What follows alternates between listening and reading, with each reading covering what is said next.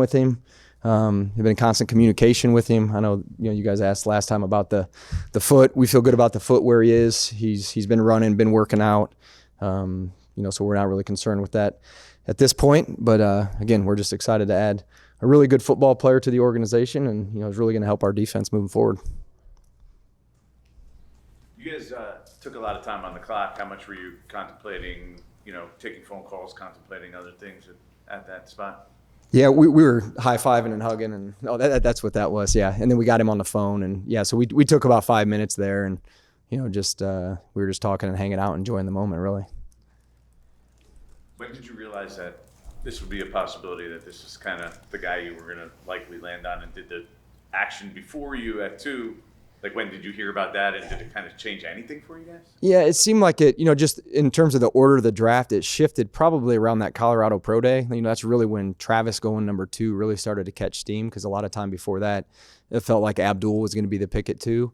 So as we went through our process with all the players that were in the mix, and again, we went through a thorough process, through the entire draft, and we had a pretty good sense probably on Wednesday that this was going to happen. We had caught wind of the Jacksonville-Cleveland thing, so we've known that was probably going to happen for a couple days here. So we just didn't know, which way Jacksonville was going to go. Dave's. Yeah. For an offensive guy, it looks like you have a pretty big smile on your face. Talk about everything you love about Abdul. Yeah. Talk about the process, everything that you attracted to the show. I had a chance to get some breakfast with him when I went down to Penn State to visit my daughter for her parents' weekend that we had lined up. And in the morning, when we were getting ready to leave, I went to a little breakfast spot down there at Penn State that I've been to a few times. And we had a great breakfast, great meeting. He's a great kid, and he's an exceptional player. He's got great quickness, bend. He's hard to block. He played off the ball the year before, and he has some instincts in that area as well. Smart. Just had a really good meeting with him, and then he was up here. Fun guy to evaluate. You look at him from an offensive perspective and things that, I think we might have to do if we ever had to play against him, which we have certain guys in our division that are similar to that. But he's coming in. He's going to do everything he can to help us out, and he'll start from ground zero with us and Shane and Charlie. But he's got a great personality. He's a lot of fun to be around, and he's a good football player. Dave's, if you don't mind, just when he was in a building, did he kind of engulf everything, the whole history of the Giant linebacker tradition, anything like that? Did he kind of? Yeah, I think you guys saw that. He put something out there. But he's going to have to be Abdul and do the things we need him to do. But I think he has position flexibility. I think he can do a variety of things. He's extremely athletic for a big guy. He's played on the edge. He's played off the ball. How we deploy him. We have to get him here and work with him. But smart. He's got a great personality. And, he was a fun guy to evaluate. He's a tough guy to block. The fact that he had only 1 year at defensive end, does that give you a feeling that his ceiling, that he's not even close to his ceiling at that position with more experience that he's going to gain? Well, I mean, you saw what he can do when he's rushing and on the edge, and the issues that he creates with his get off and bend. It's really unique. So, again, that was his first year, but he's an exceptional athlete.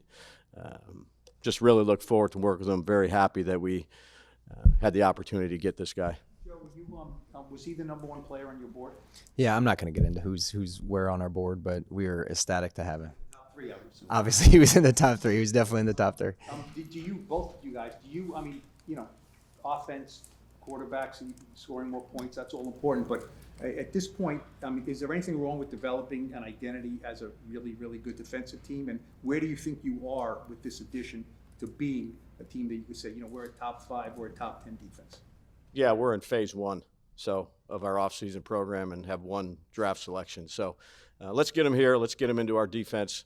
Again, I would say there's a lot of happy people that he was there upstairs with Shane and Charlie. And we had Andre Patterson, who's coached the defensive line a long time, and really take a look at him. And, we're happy that we have this young man to to help us, and we're going to try to do everything we can do to help him. But there's a long way to go here. You made it sound like it was an easy decision. Just curious, how much of a consideration was quarterback at 3?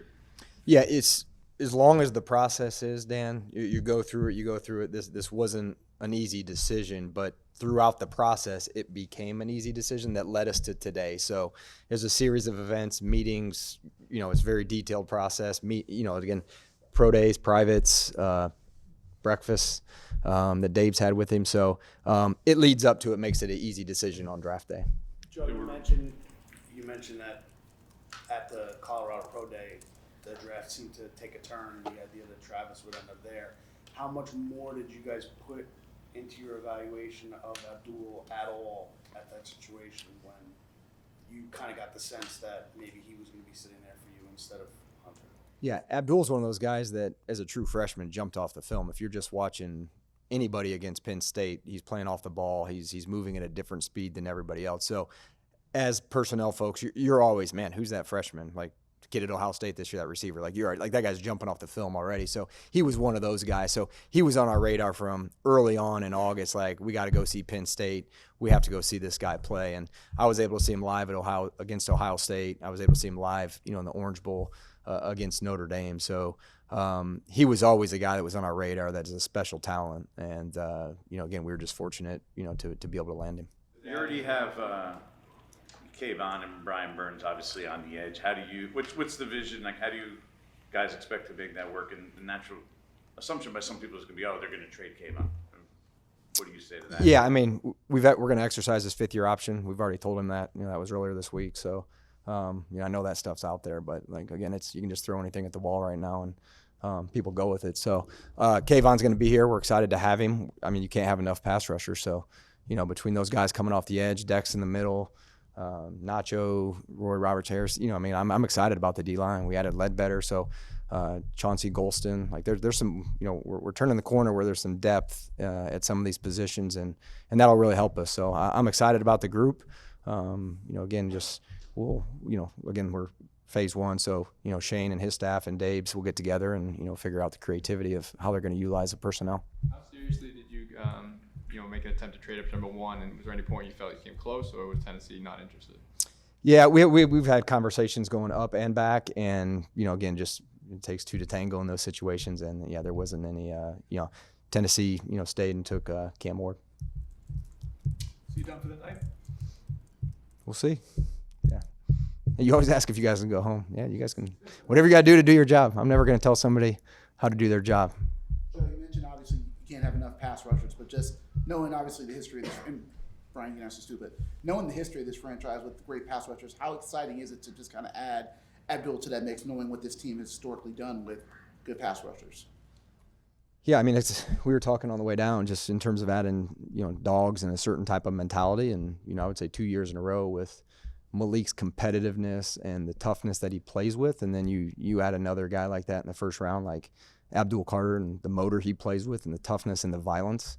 That's, that can really help. The identity question was mentioned. That can help develop an identity, those type of players. And the more of those guys that you can acquire, the more that can come to life. In regards to using Abdul, can you envision stuff with the 3 of them together? I'm talking about Kayvon and Brian Burns. Like, is that something you guys have thought about and can envision? Yeah, potentially. Yep. How did you, I guess, pitch that to Abdul? I guess when you were talking about his fit, what did you tell him about how he fit in with that trio? Well, I would say Charlotte it's not recruiting. You're not recruiting athletes to come and they get to choose. You get to choose them. But we had very good conversations with him. Again, he's played multiple spots, off the ball linebacker, moved and was very productive on the edge. And he's a very intelligent player. So, again, once we get him here and he gets ingrained in our system and gets to be around all the guys, there's a long time here before we actually get going here. But, we're excited to have him. What type of conversations you've already had about moving up from 34, and is that where you plan to go and make a lot of phone calls about that now? This is an interesting draft, so I'm actually excited to go see who's been taken so far because I have no idea. It's going to be interesting. So yeah, we'll see how the night goes. We'll see. Obviously, we're not far from the back end of the the first round. So we have 5 or 6 players that when we talk about, hey, if they're there, we could talk about it, or, we're sitting in a good position tomorrow. When you have the second pick in the second round, people sit around all day on Friday and, they fall in love with guys. So, you can also turn that into multiple picks as well. So there's a couple different avenues. I'm just excited to go up there again because, we've been so focused on what we're doing. I haven't really heard a lot of rumors on, what's going to go on behind us. So I'm excited to, it's a great time of year for us. It's fun. We put a lot of work into it. So it's fun to see how everything goes and sit up there with the scouting staff and personnel guys and, just see what other other teams thought of players. So it's a fun weekend. Thanks.